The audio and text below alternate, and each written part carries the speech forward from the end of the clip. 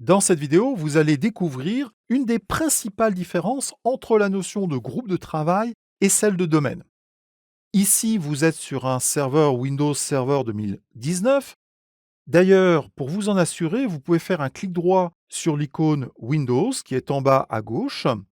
Vous cliquez sur Exécuter et là, vous tapez la commande WinVer, W-I-N-V-E-R, et vous cliquez sur OK ou vous faites Entrer comme vous voulez. Et vous êtes bien sur Windows Server 2019. Vous cliquez sur OK. Vous lancez le gestionnaire de serveur. Donc pour cela, vous cliquez sur la loupe et vous tapez gestionnaire de serveur.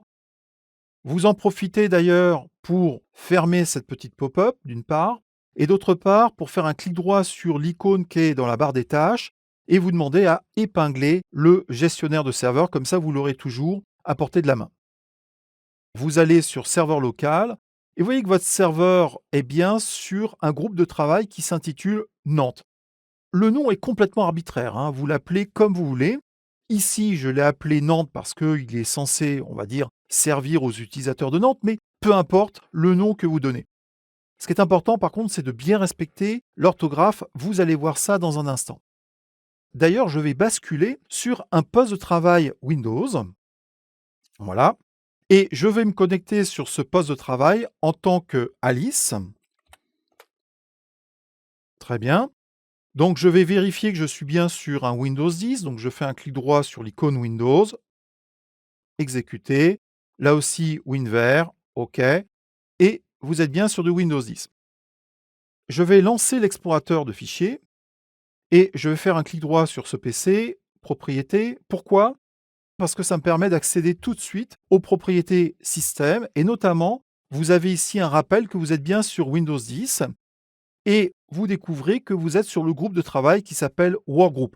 Alors, ce nom de travail, Workgroup, est un nom donné par Microsoft par défaut à tous les ordinateurs que vous installez la première fois.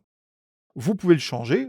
Pour cela, vous cliquez sur Modifier les paramètres et dans l'onglet qui s'appelle Nom de l'ordinateur, vous cliquez sur Modifier et à la place de Workgroup, vous tapez simplement Nantes en respectant bien l'orthographe. Vous cliquez sur OK. Patientez quelques secondes, ce n'est pas très long, le temps que le rattachement se fasse au groupe de travail. Voilà. Vous cliquez sur OK. On vous informe que vous allez être obligé de redémarrer votre ordinateur pour prendre en compte cette modification, ce qui est normal. Donc vous cliquez là aussi sur OK, fermez, et vous cliquez sur Redémarrer maintenant, et vous allez patienter quelques secondes. Très bien, donc l'ordinateur client a redémarré, donc je me reconnecte en tant qu'Alice.